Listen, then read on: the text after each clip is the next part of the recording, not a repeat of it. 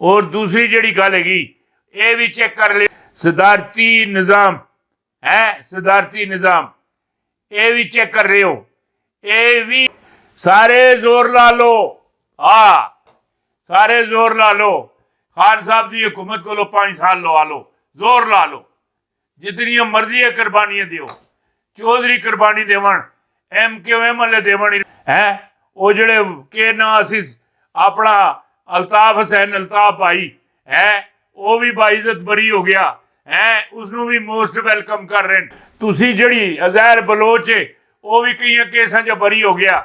मी तो खान साहब की समझ ही नहीं आती, खान साहब की कदी जड़ी अंडा मुर्गी अंडा देंदी वो वड्डा अंडा दे छोड़नी, कम अज कम 1.5 पा दा है, कदी कदी अद्धे किलो तो भी उत्ते चला जाता, कदी तो 50 ग्राम का भी नहीं देती है। खान साहब भी बड़े अजीब आदमी है।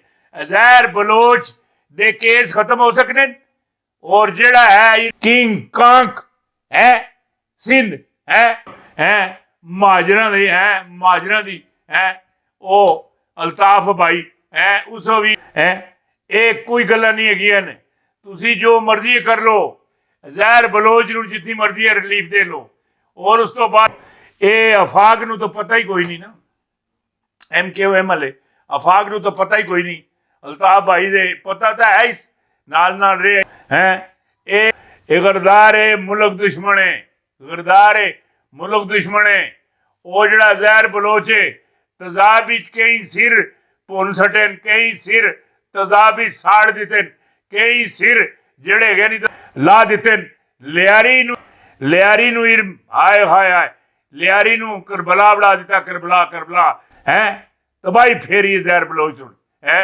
इस केस बरी, इस बरी, इस बरी, इस बरी, फिर पिछे रहना कड़ा, फिर नवाज शरीफ नूं भी बरी, फिर शहबाज शरीफ नूं भी करो बरी, फिर मरियम नवाज नूं भी बरी, फिर हमजा शहबाज नूं भी करो बरी, फिर सलेमान शहबाज नूं भी करो बरी, फिर इसहाक डार नूं भी करो बरी, फिर जिहड़ी पूरी नून ली के उन्हां सारियां नूं करो बरी बरी।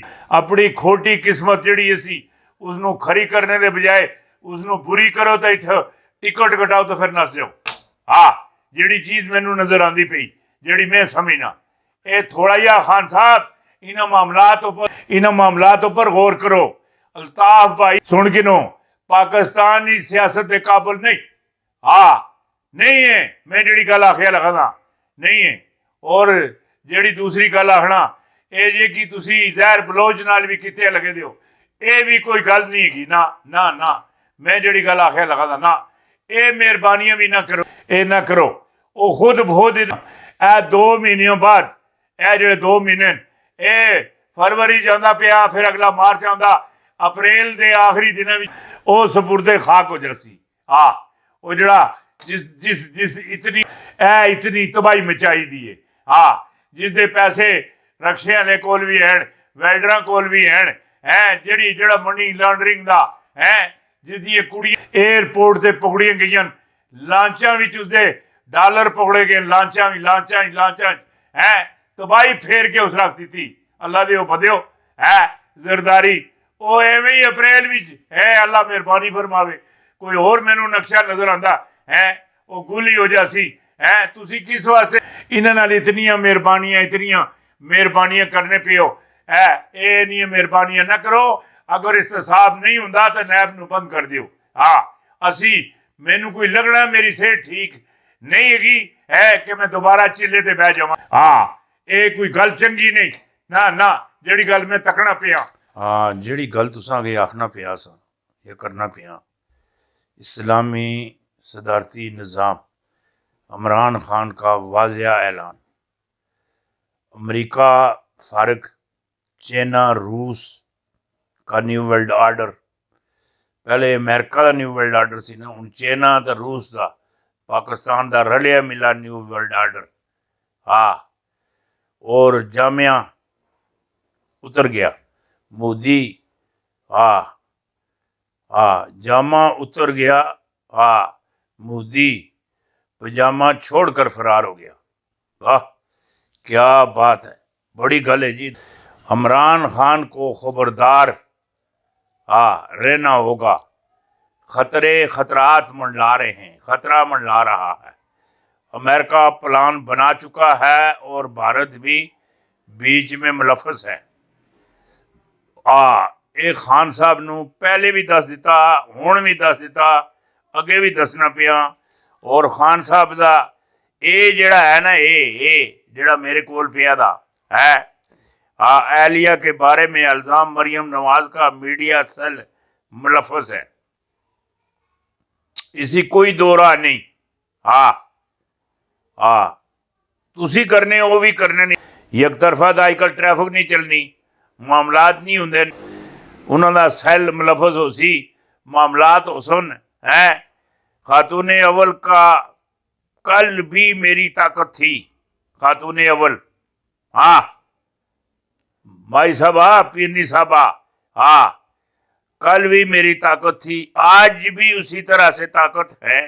अपोजिशन जो कह रही है उसी तरफ तवज्जो नहीं, फोकस महंगाई से निपटने का है।